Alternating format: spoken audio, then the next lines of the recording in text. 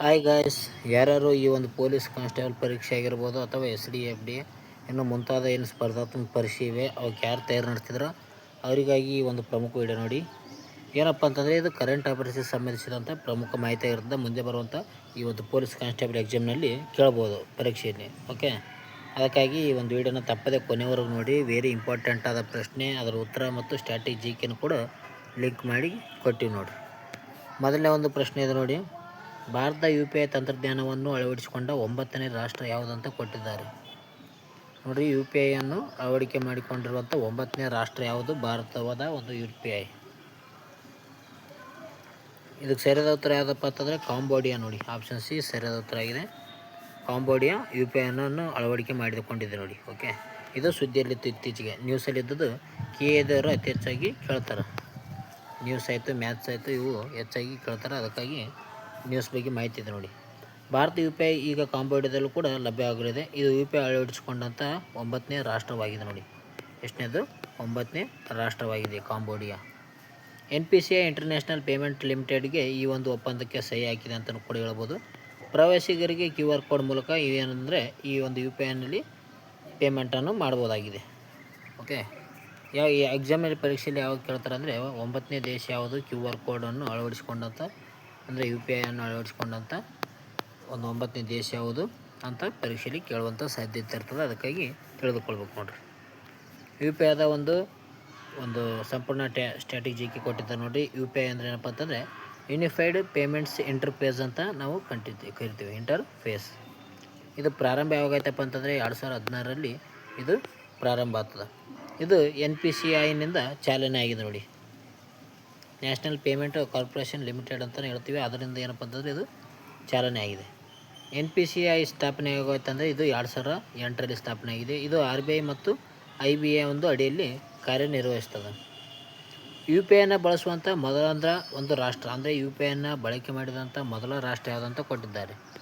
ಭಾರತದ ಒಂದು UPIಯನ್ನು ಅಳವಡಿಸಿಕೊಂಡಂಥ ಒಂದು ಮೊದಲ ರಾಷ್ಟ್ರ ಯಾವುದಂತ ಕೊಟ್ಟಿದ್ದಾರೆ. ಅದು ಯಾವುದಪ್ಪ ಅಂತಂದರೆ ಭೂತಾನ್ ನೋಡ್ರಿ. ನಮ್ಮ ಒಂದು ಪಕ್ಕದ ದೇಶ ಆಗಿರುವಂಥ ಭೂತಾನ್ ಏನಪ್ಪ ಅಂತಂದರೆ ಅಂದರೆ ಫಸ್ಟ್ UPIಯನ್ನು ಬಳಕೆ ಮಾಡಿರುವಂಥ ರಾಷ್ಟ್ರವಾಗಿದೆ. ನೆಕ್ಸ್ಟ್ ಪ್ರಶ್ನೆ ಹೋಗೋಣ.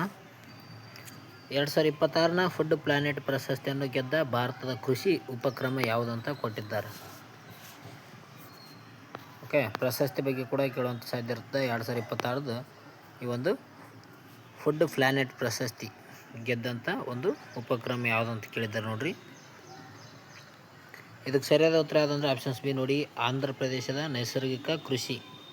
ಇದನ್ನು ಏನಪ್ಪ ಅಂತಂದರೆ ಇದು 2026ರ ಒಂದು ಫುಡ್ ಪ್ಲಾನೆಟ್ ಪ್ರಶಸ್ತಿಯನ್ನು ಪಡೆದುಕೊಂಡಿದೆ. ಓಕೆ, ಆಂಧ್ರ ಪ್ರದೇಶದ ನೈಸರ್ಗಿಕ ಕೃಷಿ ಅಂತಲೇ ಹೇಳ್ಬೋದು. $2 ಮಿಲಿಯನ್ ಮೊತ್ತದ ಒಂದು ಫುಡ್ ಪ್ಲಾನೆಟ್ ಪ್ರಶಸ್ತಿಯನ್ನು ಇದಕ್ಕೆ ಲಭಿಸಿದೆ ನೋಡಿರಿ. ಸಮುದಾಯ ನಿರ್ವಹಿಸಿದಂಥ ಒಂದು ನೈಸರ್ಗಿಕ ಕೃಷಿ ಎಂಬ ಒಂದು ಕಾರ್ಯಕ್ರಮಕ್ಕೆ ಈ ಒಂದು ಗೌರವವನ್ನು ನೀಡಲಾಗಿದೆ. ರಾಸಾಯನಿಕ ಮತ್ತು ಮುಕ್ತ ಒಂದು ಕೃಷಿಗೆ ನೀಡಲಾದ ವಿಶ್ವದ ದೊಡ್ಡ ಪ್ರಶಸ್ತಿ ಎಂದು ಹೇಳಬಹುದು ಇದು. ಓಕೆ, ರಾಸಾಯನಿಕ ಮುಕ್ತ ಕೃಷಿಗೆ ಇದನ್ನು ನೀಡಲಾಗ್ತದೆ ನೋಡಿರಿ. ಇದು ಇತ್ತೀಚೆಗೆ ಆಂಧ್ರ ಪ್ರದೇಶದ ಒಂದು ನೈಸರ್ಗಿಕ ಕೃಷಿಗೆ ನೀಡಲಾಗಿದೆ. ಓಕೆ, ನೈಸರ್ಗಿಕ ಕೃಷಿ ಇಲ್ಲಿ ಶೂನ್ಯ ಬಂಡವಾಳ ನೈಸರ್ಗಿಕ ಕೃಷಿ ಅಂತ ನಾವು ಹೇಳ್ತೀವಿ. ಇದರ ಒಂದು ಪಿತಾಮಹ ಯಾರಪ್ಪ ಅಂತಂದರೆ ಸುಭಾಷ್ ಪಾಲೇಕರ್ ಅವರು ಶೂನ್ಯ ಬಂಡವಾಳ ನೈಸರ್ಗಿಕ ಕೃಷಿ ಒಂದು ಪಿತಾಮಹ ಆಗಿದ್ದಾರೆ. ಪ್ರಮುಖ ಅಂಶಗಳಿದೆ ನೋಡಿರಿ. ಜೀವಾಮೃತ, ಬೀಜಾಮೃತ, ಓಕೆ, ಆಚ್ಛಾದನ್ ಮತ್ತು ವಾಪಾಸ ಎಂಬ ಒಂದು ಅಂಶಗಳು ಕೂಡ ಇರ್ತವೆ ಇದಕ್ಕೆ. ಭಾರತ ಮೊದಲ ಸಂಪೂರ್ಣ ಸಾವಯವ ರಾಜ್ಯ ಯಾವುದಪ್ಪ ಅಂತಂದರೆ ಸಿಕ್ಕಿಂ ನೋಡಿರಿ. ಇದು ಪ್ರಶ್ನೆ ಆಗಿತ್ತು. ಓಕೆ, ಭಾರತದ ಮೊದಲ ಸಂಪೂರ್ಣ ಸಾವಯವ ರಾಜ್ಯ ಯಾವುದಂದ್ರೆ ಅದು ಸಿಕ್ಕಿಂ ರಾಜ್ಯ ಆಗಿರ್ತದೆ. ಓಕೆ, ವಿಶ್ವ ಪರಿಸರ ದಿನಾಚರಣೆ ಯಾವಾಗ ಮಾಡ್ತಾರೆ? ಜೂನ್ 5ನೇ ತಾರೀಕಂದು ವಿಶ್ವ ಪರಿಸರ ದಿನಾಚರಣೆಯನ್ನು ಮಾಡ್ತಾರೆ ನೋಡಿರಿ. ನೆಕ್ಸ್ಟ್, ಮಹಾಜಲ್ ಮಿಷನನ್ನು ಯಾವ ಕೇಂದ್ರ ಸಚಿವಾಲಯವು ಪ್ರಾರಂಭಿಸಿದೆ ಅಂತ ಕೊಟ್ಟಿದ್ದಾರೆ. ಈ ಒಂದು ಮಿಷನ್ಗಳ ಬಗ್ಗೆ ಕೂಡ ಪ್ರಶ್ನೆ ಕೇಳ್ತಾರೆ, ಯಾವ್ಯಾವ ಯೋಜನೆಗಳು ಜಾರಿಯಾಗಿರ್ತಾವೆ ಅಂತ. ಮಹಾಜಲ್ ಮಿಷನನ್ನು ಯಾವ ಒಂದು ಕೇಂದ್ರ ಸಚಿವಾಲಯವು ಪ್ರಾರಂಭಿಸಿದೆ ಅಂತ ಕೊಟ್ಟಿದ್ದಾರೆ. ಇದಕ್ಕೆ ಸರಿಯಾದ ಉತ್ತರ ವಿಜ್ಞಾನ ಮತ್ತು ತಂತ್ರಜ್ಞಾನ ಸಚಿವಾಲಯ. ಓಕೆ, ಆಪ್ಷನ್ ಸಿ ವಿಜ್ಞಾನ ಮತ್ತು ತಂತ್ರಜ್ಞಾನ ಸಚಿವಾಲಯ ಏನಪ್ಪ ಅಂತಂದರೆ ಈ ಒಂದು ಮಾಯಾವಿನ ಒಂದು ಮಿಷನನ್ನು ಪ್ರಾರಂಭಿಸ. ಇದರ ಉದ್ದೇಶ ಏನಪ್ಪ ಅಂತಂದ್ರೆ ಕುಡಿಯೋ ನೀರಿನ ಒಂದು ನೀರಿನ ಸಂರಕ್ಷಣೆ ಮತ್ತು ನಿರ್ವಹಣೆಗೆ ಆಧುನಿಕ ತಂತ್ರಜ್ಞಾನ ಬಳಕೆಯನ್ನು ಮಾಡೋದಾಗಿದೆ.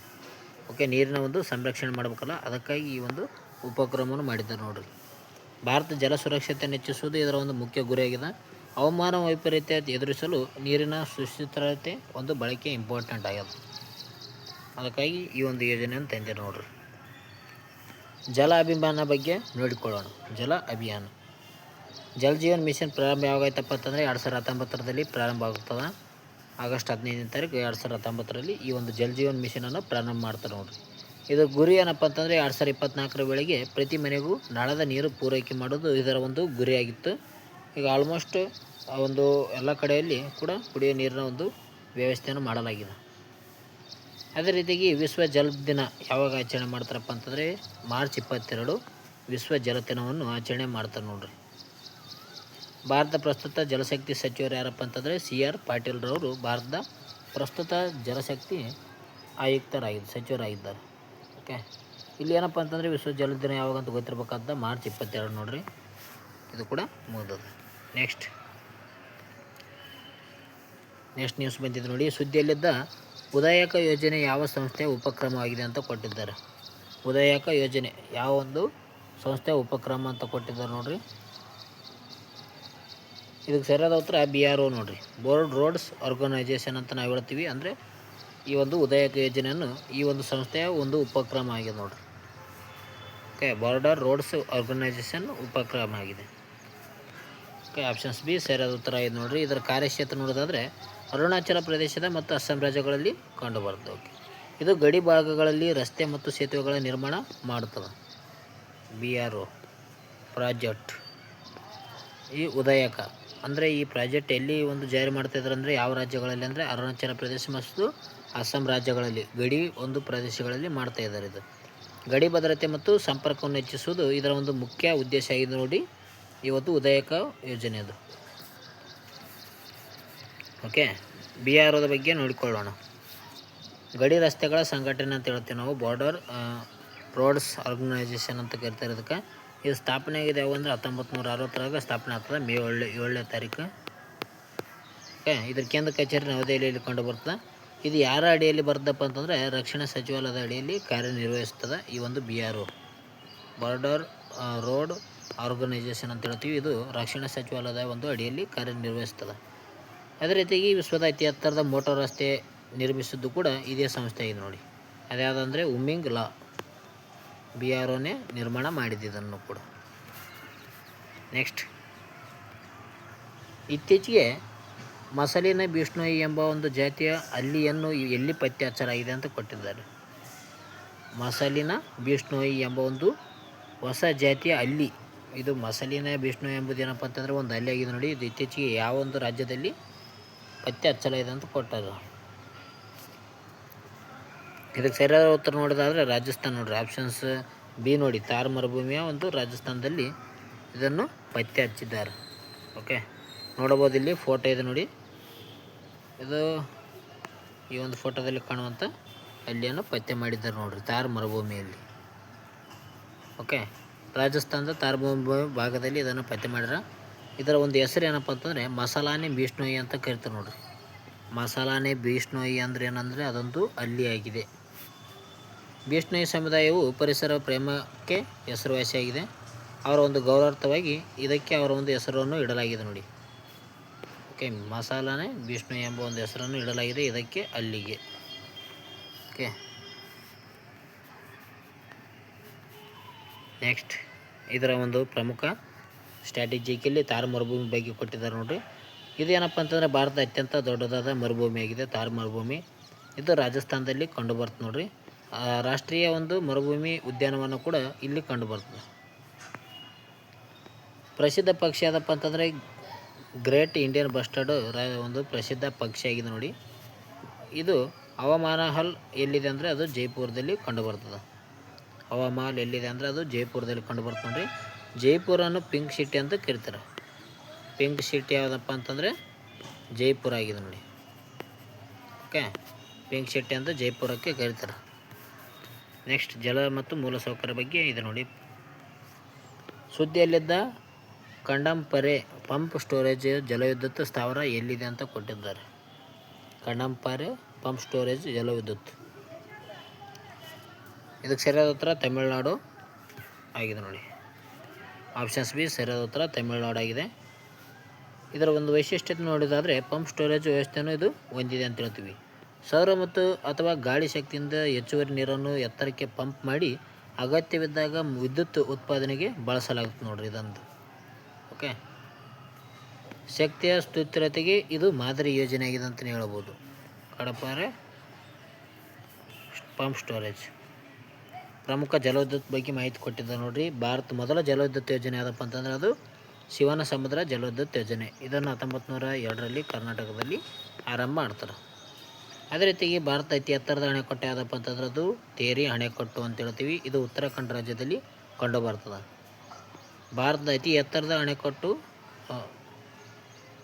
ಭಾರತದ ಅತಿ ಉದ್ದವಾದ ಅಣೆಕಟ್ಟು ಯಾವುದಂದ್ರೆ ಅದು ಹಿರಾಕುಡ್ ಅಣೆಕಟ್ಟು. ಇದು ಒಡಿಶಾದಲ್ಲಿ ಕಂಡು ಬರುತ್ತೆ ನೋಡ್ರಿ. ಅತಿ ಎತ್ತರದ ಅಣೆಕಟ್ಟು ಯಾವುದಪ್ಪ ಅಂತಂದರೆ ಅದು ತೇರಿ ಅಣೆಕಟ್ಟು ಉತ್ತರಾಖಂಡದಲ್ಲಿದೆ. ಅತಿ ಉದ್ದವಾದಂಥ ಅಣೆಕಟ್ಟು ಯಾವುದಪ್ಪ ಅಂತಂದರೆ ಹಿರಾಕುಡ್ ಅಣೆಕಟ್ಟು ಒಡಿಶಾದಲ್ಲಿ ಕಂಡು ಬರ್ತದೆ. ಕಾವೇರಿ ನದಿಗೆ ಕಟ್ಟಲಾದ ಮೇಟೂರು ಅಣೆಕಟ್ಟು ಎಲ್ಲಿದೆ ಅಂದರೆ ಅದು ತಮಿಳುನಾಡಲ್ಲಿ ಕಂಡು ಬರ್ತದೆ ನೋಡ್ರಿ. ಮೇಟೂರು ಅಣೆಕಟ್ಟು ತಮಿಳುನಾಡಲ್ಲಿ ಕಂಡು ಬರ್ತದೆ. ನೆಕ್ಸ್ಟ್, ಇತ್ತೀಚೆಗೆ ಸುದ್ದಿಯಲ್ಲಿದ್ದ ಕ್ಷಿಪ್ರಾ ನದಿ ಯಾವ ನದಿಯ ಒಂದು ಪ್ರಮುಖ ಉಪನದಿಯಾಗಿದೆ ಅಂತ ಕೊಟ್ಟಿದ್ದಾರೆ. ಉಪನದಿಗಳ ಬಗ್ಗೆ ಈ ರೀತಿಯಾದಂಥ ಪ್ರಶ್ನೆ ಇರ್ತದೆ ನೋಡ್ರಿ. ಕ್ಷಿಪ್ರಾ ನದಿ ಇದು ಯಾವ ನದಿಯ ಒಂದು ಉಪನದಿ ಅಂತ ಕೊಟ್ಟಿದ್ದಾರೆ. ಇದು ಚಂಬಲ್ ನದಿಯ ಒಂದು ಉಪನದಿ ಆಗಿದೆ ನೋಡಿ. ಆಪ್ಷನ್ ಸಿ ಸರಿಯಾದ ಉತ್ತರ ಇದೆ, ಚಂಬಲ್ ನದಿ. ಓಕೆ, ನೋಡ್ಬೋದು ನಾವಿಲ್ಲಿ ದೇವಸ್ಥಾನದ ಹತ್ತಿರ ಕಂಡುಬರುವಂಥ ಚಂಬಲ್ ನದಿ. ಸ್ಥಳ ಎಲ್ಲಿ ಅಂದರೆ ಮಧ್ಯಪ್ರದೇಶದಲ್ಲಿ ಹರಿಯುವಂಥ ಪವಿತ್ರ ನದಿಯಾಗಿದೆ ನೋಡಿ. ಇದೊಂದು ಚಂಬಲ್ ನದಿ. ಉಜ್ಜಯಿನಿಯ ಒಂದು ಮಹಾಕಾಳೇಶ್ವರ ದೇವಾಲಯವು ಈ ಒಂದು ನದಿಯ ದಡದಲ್ಲಿ ಕಂಡುಬರ್ತದೆ. ನೋಡ್ಬೋದು ನಾವು ಉಜ್ಜಯಿನಿಯ ಒಂದು ಮಹಾಕಾಳೇಶ್ವರ ದೇವಾಲಯನೇ ನೋಡ್ತಾ ಇದ್ದೀವಿ ನೋಡಿ, ಫೋಟೋ ಅದರದ್ದು. ಚಂಬಲ್ ನದಿಯು ಯಮುನಾ ನದಿಯ ಒಂದು ಉಪನದಿಯಾಗಿದೆ ನೋಡಿ. ಯಾವ ನದಿಯು ಚಂಬಲ್ ನದಿಯ ಒಂದು ಉಪನದಿ ಅಂದರೆ ಈ ಒಂದು ಯಮುನಾ ನದಿಯ ಒಂದು ಉಪನದಿಯಾಗಿದೆ. ಓಕೆ, ಇಲ್ಲೇನು ಕೊಟ್ಟಿದ್ರು, ಕ್ಷಿಪ್ರಾ ನದಿ ಯಾವ ನದಿಯ ಪ್ರಮುಖ ಉಪನದಿಯಾಗಿದೆ ಅಂತ ಕೊಟ್ಟಿದ್ದಾರೆ. ಅದು ಯಾವುದಾದ್ರೆ ಚಂಬಲ್ ನದಿ. ಚಂಬಲ್ ಯಮುನಾ ನದಿಯ ಉಪನದಿಯಾಗಿದೆ. ಚಂಬಲ್ ನದಿಯ ಉಪನದಿ ಯಾವುದಂದ್ರೆ ಕ್ಷಿಪ್ರಾ ನದಿ. ಓಕೆ, ಈ ರೀತಿಯಾಗಿ ಇರುವಂಥ ಮಾಹಿತಿ ಅದು ನೋಡಿ. ಚಂಬಲ್ ನದಿ ಅಂತ ಪ್ರಮುಖ ವಿಶೇಷತೆ ಕೊಟ್ಟಿದ್ದಾರೆ. ಗವಿಗಳಿಗೆ ಚಂಬಲ್ ಕಣಿವೆ ಪ್ರಸಿದ್ಧಿಯಾಗಿದೆ ನೋಡಿ. ಗವಿಗಳಿಗೆ ಅಂದರೆ ರವೇಸ್ಗಳಿಗೆ ಪ್ರಮುಖ ಪ್ರಸಿದ್ಧಿಯಾಗಿದೆ. ಚಂಬಲ್ ನದಿಯ ಪ್ರಮುಖ ಅಣೆಕಟ್ಟು ಯಾವುದಂದರೆ ಗಾಂಧಿ ಸಾಗರ ಅಣೆಕಟ್ಟು, ರಾಣಾ ಪ್ರತಾಪ ಸಾಗರ ಅಣೆಕಟ್ಟು, ಜವಾಹರ್ಲಾಲ್ ಸಾಗರ ಅಣೆಕಟ್ಟು ಪ್ರಮುಖ ಚಂಬಲ್ ನದಿಯ ಒಂದು ಅಣೆಕಟ್ಟಾಗಿವೆ. ಅದೇ ರೀತಿಯಾಗಿ ನದಿ ಜೋಡಣೆ ಬಗ್ಗೆ ಕೂಡ ಇದಕ್ಕೆ ಇದೆ. ನರ್ಮದಾ ಮತ್ತು ಕ್ಷಿಪ್ರಾ ನದಿ ಜೋಡಣೆ ಯೋಜನೆಯು ಮಧ್ಯಪ್ರದೇಶದಲ್ಲಿ ಕಂಡುಬರುತ್ತೆ ನೋಡ್ರಿ. ಚಂಬಲ್ ನದಿಯ ಉಪನದಿಯಾಗಿರುವಂಥ ಕ್ಷಿಪ್ರಾ ನದಿ ಮತ್ತು ನರ್ಮದಾ ನದಿಯ ಒಂದು ಜೋಡಣೆಯ ಯೋಜನೆ ಕೂಡ ಇದೆ. ಕುಂಭಮೇಳ ನಡೆಯುವಂಥ ಸ್ಥಳದಲ್ಲಿ ಉಜ್ಜಯಿನಿ ಕೂಡ ಒಂದಾಗಿದೆ ನೋಡಿ. ಓಕೆ, ಕೊನೆಯದಾಗಿ ಪ್ರಮುಖ ಆನ್ಲೈನ್ ರಸ್ ಇದೆ ನೋಡಿರಿ. ವಿಶ್ವ ಸೈಕಲ್ ದಿನವನ್ನು ಯಾವಾಗ ಆಚರಣೆ ಮಾಡ್ತಾರೆ ಅಂದರೆ ಪ್ರತಿ ವರ್ಷ ಜೂನ್ 3ರಂದು ವಿಶ್ವ ಸೈಕಲ್ ದಿನವನ್ನು ಆಚರಣೆ ಮಾಡುತ್ತಾರೆ. ಹೊಸ ಹೈಕೋರ್ಟ್ ನ್ಯಾಯಾಧೀಶರಾಗಿ ಇತ್ತೀಚೆಗೆ ಕರ್ನಾಟಕದ ಹೈಕೋರ್ಟ್ಗೆ ಹೊಸ ನ್ಯಾಯಾಧೀಶರನ್ನು ಕೂಡ ನೇಮಕ ಮಾಡಿದ್ದಾರೆ ನೋಡಿರಿ. ICC T20 ವಿಶ್ವಕಪ್ 2024ರ ಟೂರ್ನಿಯ ಅಮೆರಿಕ ಮತ್ತು ವೆಸ್ಟ್ ಇಂಡೀಸ್ ನಡೆಯಲಿದೆ. ICC T20 ವಿಶ್ವಕಪ್ ಎಲ್ಲಿ ನಡೀತದೆ ಅಂದರೆ 2024ರ ಒಂದು ಟೂರ್ನಿಯು ಅಮೆರಿಕ ವೆಸ್ಟ್ ಇಂಡೀಸ್ನಲ್ಲಿ ನಡೆಯುತ್ತಿದೆ ಅಂತ ಕೊಟ್ಟಿದ್ದಾರೆ. ಓಕೆ, ಪ್ಯಾರಿಸ್ ಒಲಿಂಪಿಕ್ಸ್ 2024ರದು ಭಾರತದ ಒಂದು ಅಥ್ಲೆಟಿಕ್ ಆಗಿರುವಂಥ ಸಿದ್ಧತೆ ಅಂತಿಮ ಹಂತದಲ್ಲಿದೆ ಕೂಡ. ಏನಪ್ಪ ಅಂತಂದರೆ ಪ್ರಮುಖ ಒಂದು ಕರೆಂಟ್ ಅಫೇರ್ಸ್ಗೆ ಸಂಬಂಧಿಸಿದಂಥ ಮಾಹಿತಿ ಆಯ್ತು ನೋಡ್ರಿ ಸ್ನೇಹಿತರೆ. ಇದು ಪೊಲೀಸ್ ಕಾನ್ಸ್ಟೇಬಲ್ ಪರೀಕ್ಷೆಗೆ ಏನಪ್ಪ ಅಂತಂದರೆ KE ಎಕ್ಸಾಮ್ ನಡೆಸ್ತಿದ್ದಲ್ಲ, ಅದಕ್ಕಾಗಿ ಕರೆಂಟ್ ಅಫೇರ್ಸ್ ಬಗ್ಗೆ ಹೆಚ್ಚಿನ ಒಂದು ಕ್ವಶನ್ ಬರ್ತವೆ. ಒಂದು 20 ಮೇಲೆ ಬರುತ್ತೆ ಜಾಸ್ತಿ, ಮತ್ತು ಮ್ಯಾಥ್ಸ್ ಜಾಸ್ತಿ. ಓಕೆ, ಮ್ಯಾಥ್ಸ್ ಗಣಿತದ ಕೇಳ್ತಾರೆ, ಅದು ಕೂಡ ಒಂದು 10 ಗಣಿತದವು ಬರ್ತವೆ. ನಂತರ ವಿಜ್ಞಾನ ಅವರು ಕೂಡ ಅದರದ್ದು ಕೂಡ 10 ಇರ್ಬೋದು. ಇವು ಏನಪ್ಪ ಅಂತ ನೀವು 3 ಆರ್ಟ್ ಟಾಪಿಕ್ಸ್ ಆಗಿವೆ ಅಂತ ಹೇಳೋದು ನೋಡ್ರಿ. ಓಕೆ, ಇಲ್ಲೇ 40 ಮಾರ್ಕ್ಸ್ ಬಂದುಬಿಡ್ತದೆ. ಓಕೆ, ಅದಕ್ಕಾಗಿ ಇವು 3 ಮೇಲೆ ನಾವು ಹೆಚ್ಚಿನ ಒಂದು ಜ್ಞಾನವನ್ನು ನೋಡ್ಬೇಕಾದ್ದು. ಓಕೆ, ನಂತರ ಇತಿಹಾಸದ ಬಗ್ಗೆ ಬರುತ್ತೆ